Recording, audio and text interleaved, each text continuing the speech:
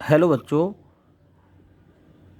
AC circuit से related graphical representation of power की दूसरी वीडियो जिसमें हम एलआर सर्किट और सीआर सर्किट से related power expression, power dissipation और साथ में पावर का ग्राफिकल रिप्रेजेंटेशन शो करेंगे।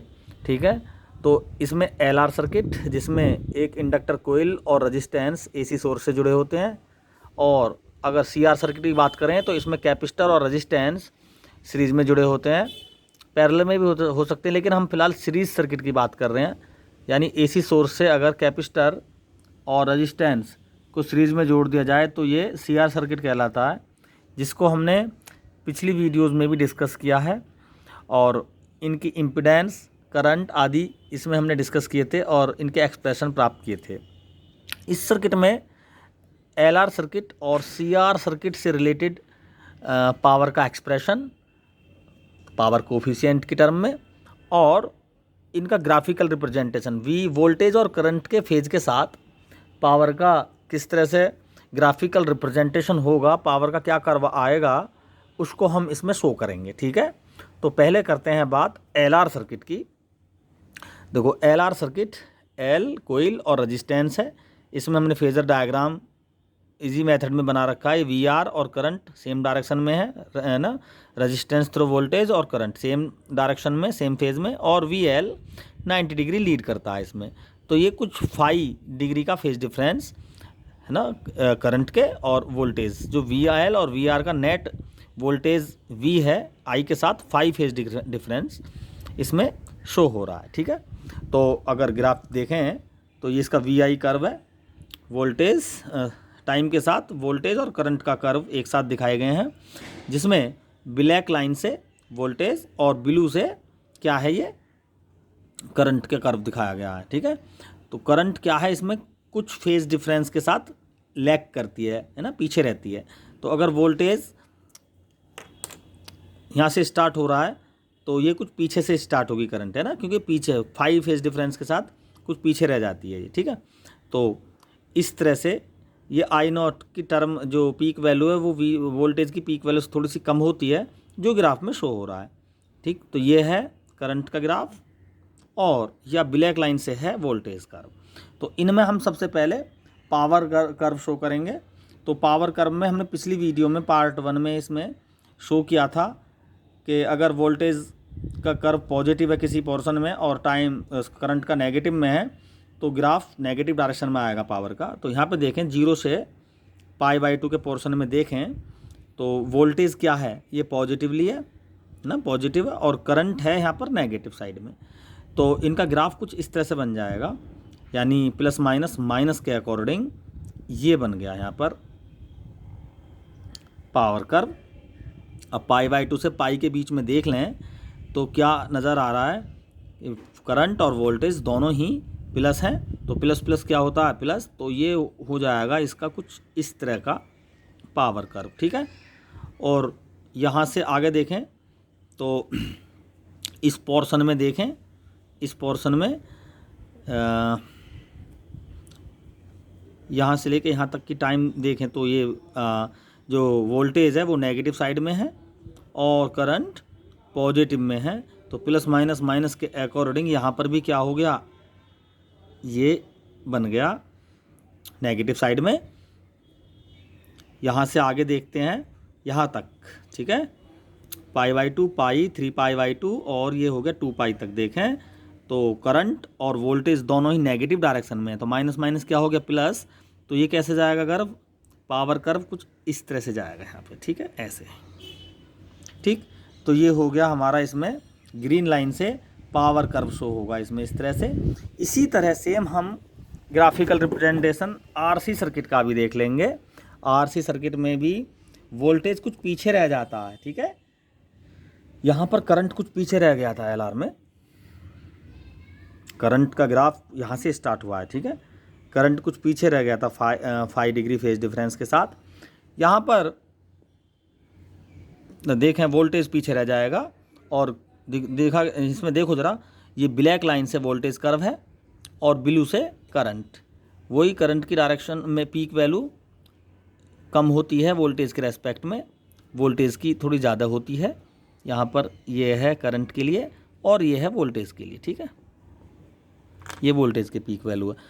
यहाँ पे देखें, अगर पावर कर्व की बात करें तो पहले इस पोर्शन में देख लेते हैं। देखो यहाँ पर देखें, ये इस रीजन में करंट नेगेटिव में है और करंट पॉजिटिव में, वोल्टेज नेगेटिव में। तो प्लस माइनस माइनस के अकॉर्डिंग ये हो जाएगा हमारा इतना पोर्शन, ठीक है, पावर का ये पोर्शन नेगेटिव साइड में। और यहाँ तक देखें, इस पॉइंट तक देखें तो करंट और वोल्टेज दोनों ही पॉजिटिव हैं। प्लस प्लस क्या हो जाएगा, प्लस। तो ये कुछ ग्राफ इस तरह से आ जाएगा, कुछ बड़ा सा ग्राफ बन जाएगा यहाँ पर। ये हो गया। अब यहाँ से देखें थोड़ी से पोर्शन के लिए, देखो इस पोर्शन में देखें ये वोल्टेज पॉजिटिव है यहाँ से लेके इस टाइम पीरियड में, और ये करंट नेगेटिव हो गया। तो वोल्टेज पॉजिटिव, करंट नेगेटिव, इस रीजन में पावर फिर नेगेटिव डायरेक्शन में हो जाएगी। इस तरह से ये पोर्शन हो जाएगा पावर का। आगे देखें, यहाँ से अब पूरा देख लेते हैं। तो इस पॉइंट तक देख लेते हैं। तो यहाँ पे करंट और वोल्टेज दोनों ही नेगेटिव हैं, तो नेगेटिव माइनस माइनस क्या हो जाएगा, प्लस हो जाएगा। तो ये ग्राफ कुछ इस तरह से बन जाएगा, ठीक है, इस तरह से बन जाएगा, ठीक। तो इस तरह से हम पावर ग्राफ ड्रॉ कर सकते हैं एलआर और सीआर सर्किट में। अब इनकी मैथमेटिकल एक्सप्रेशन, पावर का मैथमेटिकल एक्सप्रेशन की बात करें तो हम जनरल फार्मूला यूज़ करेंगे, P is equal to V I के प्लेस पर V naught sine omega t, I के प्लेस पर I naught sine omega t, और फेज डिफरेंस माइनस फाई कर लेंगे क्योंकि आई एल आर सर्किट के लिए कर रहे हैं। सी आर के लिए भी सेम हो जाएगा, कोई से एक सर्किट के लिए हम एक्सप्रेस कर लेते हैं। आई नॉट फेज डिफरेंस से पीछे है तो वी को तो सेम लिख देते हैं, V naught sine omega t, और आई नॉट को लिख देंगे I naught sine omega t minus का phi. V naught I naught को एक साथ ले लो, वी नॉट आई नॉट और साइन ओमेगा टी, ठीक है। अब ये sine omega t minus phi, sine A minus B का फॉर्मूला यूज करेंगे यहाँ पर, sine omega t cos phi minus cos omega t sine phi, इस तरह से, ठीक है। तो वी नॉट आई नॉट की मल्टीप्लाई करेंगे, V naught I naught common है, इस तरह से लिख सकते हैं, और साइन ओमेगा टी की मल्टीप्लाई करेंगे, sine square omega t into cos phi minus sine omega t cos omega t, sine omega t cos omega t into sine phi. तो इसके पार्ट 1 के वीडियो में हमने प्रूफ किया था कि साइन स्क्वायर ओमेगा टी की वैल्यू होती है हाफ, और कॉस ओमेगा टी, ये है गलत हो गया, साइन ओमेगा टी है यहाँ पर, sine omega t cos omega t की एवरेज वैल्यू हो जाती है 0, ठीक है। ये पार्ट 1 में हमने डिस्कस किया है, sign omega t cos omega t की वैल्यू 0 और साइन स्क्वायर ओमेगा टी की वैल्यू होती है हाफ। तो ये टर्म तो खत्म हो गई, तो हम सीधा सीधा फॉर्मूला आ जाएगा, P is equal to V naught I naught by 2, P is equal to V naught I naught by 2 into cos phi.